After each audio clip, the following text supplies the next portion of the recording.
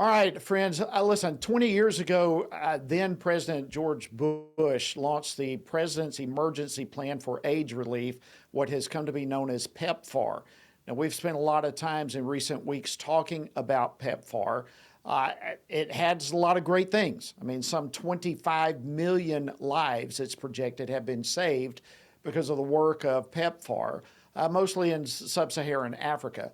But there's growing concern now that the Biden administration really is amounting to hijacking PEPFAR to push the pro-abortion agenda. Well, joining me now to discuss this, no one knows it better than Congressman Chris Smith. He was the primary author of the previous PEPFAR reauthorization, but he has been a champion not only for pro-life causes, but on so many issues. Congressman Chris Smith from the 4th District of New Jersey, welcome back to Washington Watch. Jody, thank you. It's so great to see you again. We miss you in Washington. Right. Yeah, well, thank you very much. But I thank you and others for continuing a phenomenal fight, defending the things that are so important to us. All right, let's jump into this PEPFAR. The New York Times, the Post, others are saying that the Biden administration is not using PEPFAR to promote abortion. Why are they mistaken? Why are they wrong? Great question. Let me say at the outset that if there's nothing to do with abortion here with PEPFAR, then agree to including the Mexico City policy, or otherwise known as the Protecting Life and Global Health Assistance, which was promulgated first by Ronald Reagan and then applied to PEPFAR by Donald Trump. It was a great move by the president, Donald Trump, and it ensured that the money would flow without commingling with the effort to promote abortion on demand, particularly in Africa. It's the organizations that support abortion, that promote abortion, that are trying to eviscerate, to destroy the pro-life laws in these countries that we're concerned about. Biden reversed the Mexico City policy in the first few days of office, which meant that it was, all comers. They were giving money to all these pro-abortion organizations. And then last year, in a document, a strategy known as Reimagining PEPFAR, they made it very clear that they wanted to integrate their word, abortion, with HIV/AIDS work. Clear as the nose on my face. I can't believe that there are people suggesting they protest too much, that somehow PEPFAR is now in the promotion of abortion business. Added to that, this year, in guidance to the recipients of that money, they said, we want you to change the laws in these countries as it relates to sexual, reproductive health and rights, which is clearly reproductive rights is abortion. So, and in addition to that, WHO, World Health Organization, UNAIDS, and all of these consortium of pro-abortion organizations, including Planned Parenthood, all talk about integrating abortion with HIV/AIDS work. We want to combat HIV/AIDS, prevent it, provide necessary medicines to people who are suffering from it. Mother-to-child transmission. There are drugs that can mitigate the transference of the disease. But we don't want the agenda of the pro-abortionists double-hatted. And that is exactly what's happening right now. We're trying through the Foreign Ops Appropriations Bill. Mario Diaz-Balart's doing a wonderful job as chairman. He reauthorizes for 1 year PEPFAR with the language of Mexico City, or Protecting Life in Global Health Assistance. So, they protest too much. They say there's nothing to see here. Okay, then accept the Mexico City policy so that the organizations are not simultaneously promoting abortion and doing AIDS work.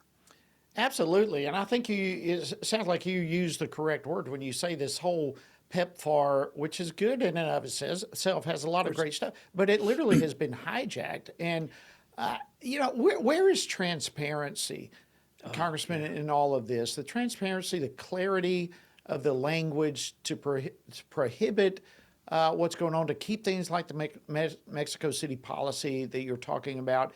And of course, the Democrats disagree that anything is wrong. But what is missing, why we cannot, on a bill such as this, have transparency and clarity regarding what literally this administration is trying to do by forcing countries to adopt their radical agenda? Well, and they're doing it in so many ways, Jody, in so many ways. And you look how they've integrated abortion to everything domestically as well. I chair the Veterans Affairs Committee for a number of years, and community-based outpatient clinics are an amazing outreach for health care for our veterans. What does this administration do to the hospitals and the health care clinics?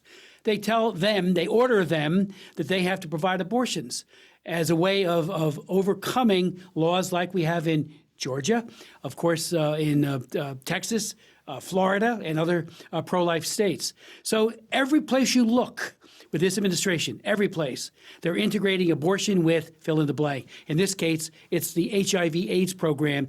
And frankly, shame on any of us who take the surface appeal argumentation coming out of the White House, because there is no transparency. There's a whole lot of deception, but not transparency. They keep telling us that, including in those papers you just mentioned, like the New York Times and the Washington Post, that PEPFAR is not promoting abortion. They're promoting the groups with billions of dollars of grant money, $6 billion at least per year, to promote abortion. And they're telling them in plain language, change the laws of those pro-life countries to pro-abortion. Yeah, that's a great point. I mean, this is really what's going on. So much of this relief goes to some African nations that in and of themselves are strongly pro-life. Absolutely. And yet here comes the administration really twisting their arms to forsake what they believe and embrace what this administration wants. And Jody, in addition to that, what they're doing is building up a large cadre, a large group of activists who are then on the ground in these countries who are with PEPFAR money because they can do whatever they want, without the Mexico City policy to promote abortion. And there's a thing at the United Nations called Agenda 2030. It is the marching orders for the world, and we fought very hard to try to keep abortion out of it, but we lost.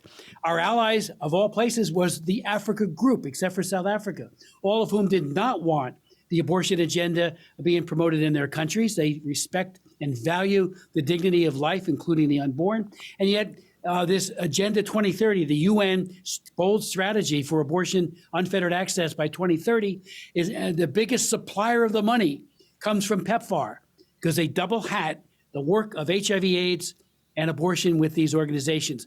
The Mexico City policy will preclude that. It'll say that these foreign non-governmental organizations do not get money unless they agree no promotion, no performance of abortions. And it's so simple. So if I hear one more time from this administration, they're not promoting abortion, it fails the straight face test. And again, how many people are really believing the Biden administration these days anyway? Absolutely. Well, I will say, Congressman, that also here at Family Research Council, we're totally on board with you in your efforts as well.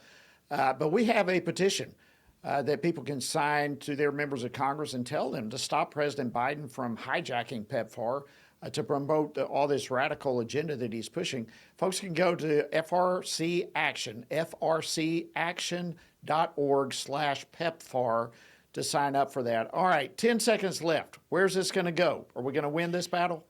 Oh, I believe we'll win it. We're praying very hard. We're working very hard. We're hoping that George W. Bush, the originator of the original PEPFAR program, and as you pointed out correctly, I was the prime author of the last reauthorization for 5 years, $30 billion, because we knew Trump had already put the Mexico City policy on it, so it would not be diverted Congressman, we're going to have to wrap up right there. Thank you so much for your work. Thanks for joining us.